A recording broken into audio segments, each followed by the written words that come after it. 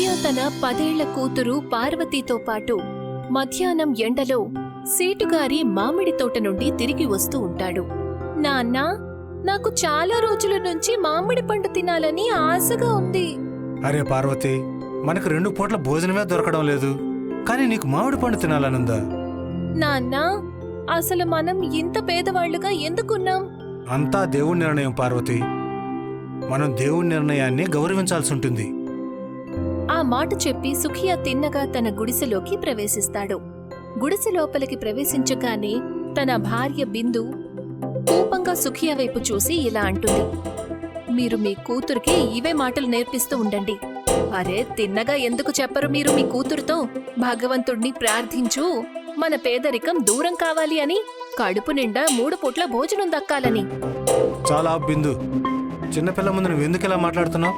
దానివల్ల తన మనసులో భగవంతుడి మీద భక్తి తగ్గిపోతుంది. నాకు చాలా ఆకలిగా ఉంది, త్వరగా భోజనం తీసుకురా. మీరు ఎలా అడుగుతున్నారు అంటే ఏదో ఇంట్లో బియ్యం, పప్పు, కూరగాయలు అన్నీ నింపి వెళ్లారు అన్నట్టు. ఇవాళ కూడా మీకు తినడానికి ఎండిన రొట్టె, ఉల్లిపాయ, మిర్చీనే ఉంది. బిందు, తినడానికి ఏదుంటే మనం దానిని గౌరవించాలి. నువ్వు ఒకసారి ఆలోచించు, ఎంతో మందికి కనీసం దీన్ని తినడానికి కూడా లేదు. సుఖియా మాటలు విన్న తరువాత బిందు కోపంగా అక్కడి నుంచి వెళ్లిపోతుంది. రాత్రి సమయంలో పార్వతి వాళ్ళమ్మతో ఇలా అంటుంది, అమ్మా, నేను మిగతా పిల్లలు మామిడి పండు తినడం చూసినప్పుడు నాకు కూడా చాలా తినాలనిపిస్తుంది. అయ్యో నా బంగారు తల్లి, నేను ఎంత అభాగ్యురాల్ని. నీకు కనీసం మామిడి పండు కొనివ్వలేకపోతున్నాను. కానీ నువ్వేం కంగారు పడకు, నేను నీకు రేపు మామిడి పండు ఇప్పిస్తానమ్మా.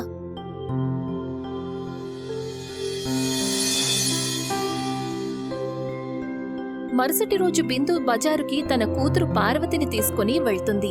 తను ఒక మామిడి పండు బండి ముందుకు వెళ్లి ఆగి ఇలా అంటుంది, అన్నా, నా కూతురికి మామిడి పండు తినాలని చాలా ఆశగా ఉంది. అది అందరికీ అనిపిస్తుందమ్మా, కానీ చేతిలో డబ్బులుండాలి కదా. బిందు కొన్ని డబ్బులు తీసి అతనికి ఇస్తుంది. అరే, ఇదేంటి కేవలం 3 రూపాయలు ఇచ్చావు? ఈ 3 రూపాయలు కూడా నేను నెలంతా నా కడుపు మార్చుకుని జమ చేశాను. అయితే నువ్వు ఒక పని చెయ్యి, మరో సంవత్సరం నీ కడుపు మాడుకొని డబ్బులు సేకరించి, ఎప్పుడైతే నీ దగ్గర 30 రూపాయలు ఉంటాయో అప్పుడు ఇక్కడికి రా, నీ కూతురికి మామిడి పండు కొనియొచ్చు. బిందు ఎంతో దిగులుగా అక్కడి నుంచి వెళ్లిపోతుంది. అమ్మా, ఆ మామిడి పళ్ళు అమ్మే అతను నీతో అమర్యాదగా మాట్లాడాడు కదమ్మా. మన పేదవాళ్ల తలరాతలో అదే రాసుంటుంది పార్వతి. కానీ నువ్వేం కంగారు పడకు, ఇవాళ నేను నీకు మామిడి పండు ఇప్పించే తీరుతాను. నాతో పాటు పద. ఎక్కడికమ్మా? మీ నాన్నగారు సేటుగారి పొలంలో పనిచేస్తున్నారు కదా, అక్కడ చెట్లకి బోలెడన్ని మామిడి పళ్ళుంటాయి. సేటుగారి చెట్టు నుండి మనం 3-4 మామిడి పళ్ళు కోసుకోలేమా? బిందు తన కూతురు పార్వతిని తీసుకుని మామిడి తోటకు వెళ్తుంది. అమ్మా, మామిడి పళ్ళు ఎంత అందంగా వేళ్లాడుతున్నాయో చూడు, పసుపచ్చ రంగులో. వీటిని తింటే భలే సరదాగా ఉంటుంది. బిందు 3 మామిడి పళ్ళు కోస్తుంది. అంతలో అక్కడికి సేటు తన మనుషులు కాలియా, కల్లుతో పాటు వస్తాడు. ఓహో, నా మామిడి తోటలో రోజు రోజుకి పండ్లు ఎందుకు తగ్గిపోతున్నాయో ఇప్పుడు అర్థమైంది నాకు. నీ పేద భర్త మీద నేను జాలిపడి తనని ఇక్కడ పనిలో పెట్టుకున్నాను. తన భార్య, కూతురు ఇక్కడ దొంగిలించడానికి నేను అతను ఇక్కడ పనిలో పెట్టుకున్నాను అనుకున్నావా? అలా అనకండి సేటు గారు. నా కూతురికి మామిడి పండు తినాలని చాలా ఆశగా ఉంది. డబ్బులు లేవు, అందుకని మీ పొలంలో నుంచి 2-3 మామిడి పళ్ళు కోసి నా కూతురికి తినిపిద్దామనుకున్నాను. తను చిన్నపిల్ల కదా. అలాగైతే ఇక్కడ 100ల కొద్ది పేద పిల్లలు తిరుగుతున్నారు. దాని అర్థం సేటు గారు తన పనులన్నీ పేద పిల్లలకు పంచేయాలనా? అంతేనా? అంతలో సేటు అక్కడికి బిందు భర్త సుఖియాను పిలిపిస్తాడు. జరిగినదంతా కూడా సుఖియాకి చెప్తూ ఇలా అంటాడు, ఇప్పుడు నువ్వు చెప్పు సుఖియా, నీ భార్యని, నీ పిల్లని నేను ఏం చేయాలి? నీకు తెలుసు కదా, నా తోటలో ఎవరైనా పండు గనక కోస్తే నేను వాళ్ళకి ఎటువంటి గతి పట్టిస్తానో. నా భార్య దొంగ కాదు సేటు గారు, తన కూతుర్ని సంతోషం పెట్టడం కోసం ఇక్కడి దాకా వచ్చింది. ఇంకా ఏం చూస్తున్నారు సేటు గారు? వీళ్ళ ముగ్గురిని కొట్టి బయటికి పడేసేయండి. సేటు పూర్తిగా పార్వతిని, సుఖియాని, బిందుని తన పొలం నుంచి బయటికి తరివేస్తాడు. వాళ్ళు ముగ్గురు ఏడుస్తూ తమ గుడిసె వైపు వెళ్లిపోతారు.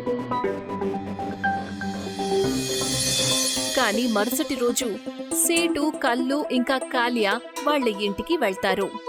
సేటు గారు, మీరు నన్ను, నా భార్యని, నా కూతుర్ని జంతువుని కొట్టినట్టు కొట్టారు. ఇప్పుడు ఇక్కడికి ఎందుకు వచ్చారు?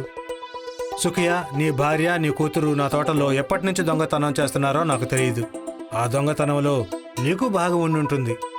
నువ్వు నాకు చాలా నష్టం కలిగించావు. చాలా ఆపండి సేటు గారు, మా మీద అనవసరంగా నిందలు వెయ్యకండి.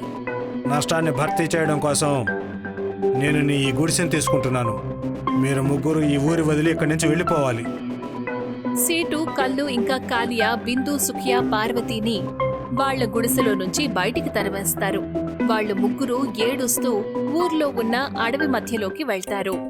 మీకు ఆ భగవంతుడి మీద నమ్మకం ఉంది కదా? ఇప్పుడేమైందో చూడండి. నేను నా కూతురిని సంతోష పెట్టడం కోసం 3 మామిడి పళ్ళు కోసాను. దానికి బదులు ఆ సేటు మనకి ఇంత పెద్ద శిక్ష విధించాడు. బిందు ఆ మాట అనిందో లేదో, అంతలో వాళ్ల ముగ్గురు చెవులకు ఒక ముసలావిడ గొంతు వినిపిస్తుంది. భగవంతుడి మీద నమ్మకం పెట్టుకోవాలి తల్లి. నాకొక విషయం చెప్పు. మీరు ముగ్గురు ఈ భయంకరమైన వేడిలో ఈ అడవిలో ఏం చేస్తున్నారు? బిందు ఆ ముసలావిడికి తనకు జరిగిన విషయం అంతా కూడా చెప్తూ ఇలా అంటుంది. మేము చేసిన తప్పు ఇదేనమ్మా. ఉన్నట్టుండి ఆ ముసలావిడ తన సంచిలో నుంచి ఒక పెద్ద మామిడి పండును తీసి వాళ్ల ముగ్గురి ముందు ఉంచుతుంది.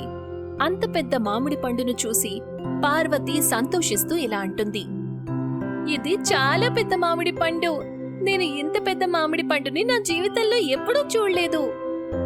ఇది మామూలు మామిడి పండు కాదు తల్లి.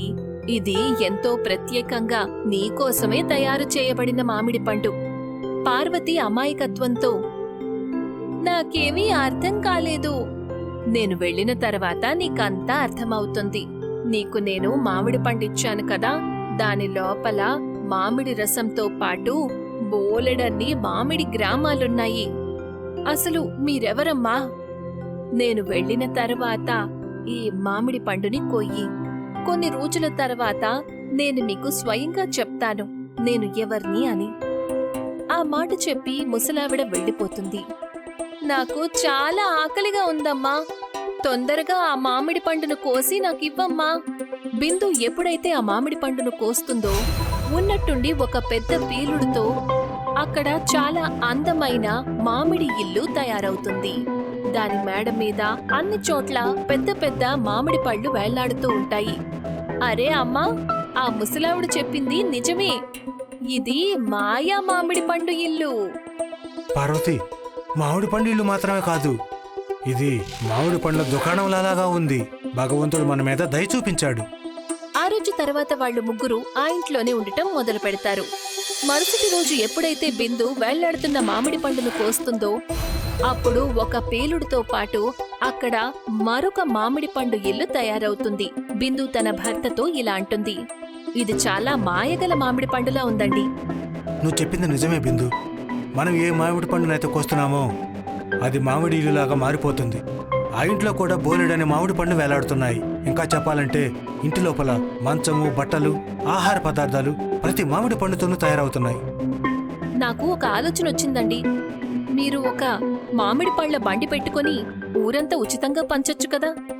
ఎవరినైతే సేటు వాళ్ళ ఇళ్లలో నుంచి తరవేశాడో వాళ్ళని ఇక్కడికి తీసుకురండి. మన మీద దేవుడు దయ చూపించాడు. మనకి కూడా బాధ్యత ఉంది కదా. ఆ పేదవాళ్లందరికీ సాయం చెయ్యాలి మనం. నువ్వు చెప్పింది నిజమే బిందు. నాకు మొదటి నుంచి తెలుసు నీ మనసు చాలా మంచిదని. సుఖియా ఆ రోజు నుంచి మామిడి పళ్ళ బండిని పెట్టుకుని ఊర్లో అందరికీ ఉచితంగా మామిడి పళ్లను పంచిపెడుతూ ఉంటాడు. ఒకరోజు ఒక పేద వ్యక్తి సుఖియా దగ్గరికి వచ్చి ఇలా అంటాడు. నువ్వు నాకు కాస్త ఎక్కువ మామిడి పండుని ఇవ్వగలవా? అరే, నీకు ఎన్ని కావాలో అన్ని తీసుకెళ్ళొచ్చు. నేను చాలా పేదవాణ్ణి. నాకు ఉండటానికి ఇల్లు కూడా లేదు. కొన్ని రోజుల క్రితం సేటు నాతో బలవంతంగా వేలుముద్ర వేయించుకొని నా ఇంటిని నా నుండి లాగేసుకున్నాడు. నా కుటుంబం చాలా రోజులుగా ఆకలితో ఉంది. నువ్వేం కంగారు పడకు. నీ కుటుంబాన్ని తీసుకుని నువ్వు నాతో పాటు పద. ఆ వ్యక్తి తన కుటుంబాన్ని తీసుకుని సుఖియాతో పాటు వెళ్తాడు. అడవిలో ఉన్న మామిడి పళ్ళ గ్రామాన్ని చూసి ఆశ్చర్యంతో ఇలా అంటాడు. ఇది ఒక పెద్ద మామిడి పండ్ల గ్రామంలా ఉందే. చూడు, నువ్వు వీటిలో ఒక ఇల్లు తీసుకో. ఇక్కడ ప్రశాంతంగా ఉండొచ్చు.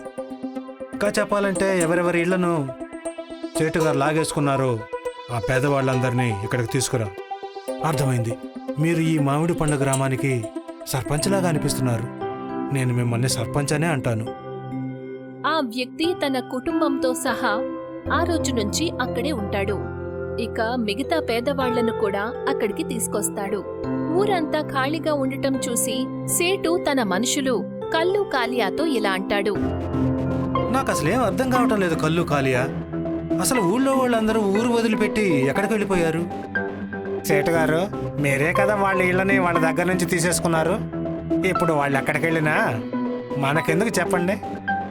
నేను వాళ్ళ ఇళ్లను వాళ్ళ దగ్గర నుండి లాగేసుకున్నాను. అప్పుడు నా తోటలో వాళ్ళు పనిచేస్తారనుకున్నా, కానీ వాళ్ళేమో మాయమైపోతున్నారు. నేను నా కళ్ళతో ఏ దృశ్యాన్ని అయితే చూశానో, ఒకవేళ దాని గురించి గనక నేను చెప్పానంటే అప్పుడు మీరు అసలు నమ్మరేమో. ఏమంటున్నావు? ఇక్కడి నుంచి కొంత దూరంలో ఒక దట్టమైన అడవి ఉంది కదా, అక్కడ నేను మామిడి పండ్లతో తయారైన ఒక ఊరిని చూశాను.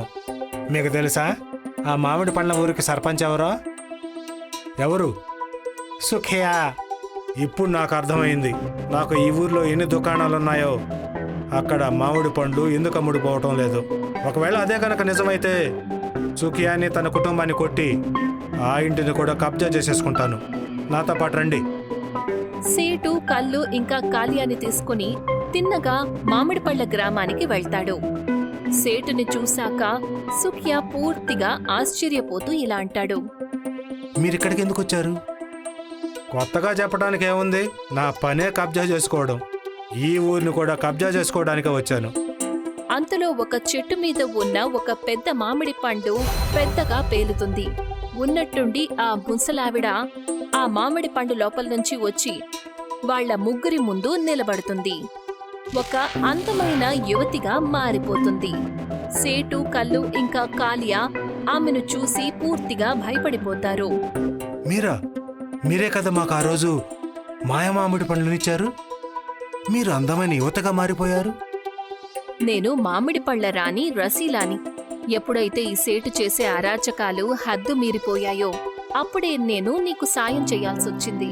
ఎందుకంటే నీ మనసు స్వచ్ఛమైనది, నీ మనసులో మానవత్వం ఉంది.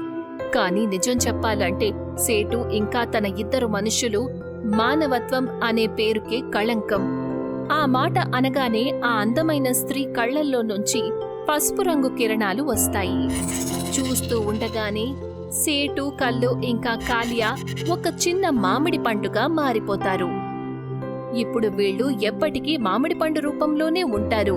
ఈ మామిడి పళ్ళ గ్రామం ఇవాల్టి నుంచి నీ సొంతం.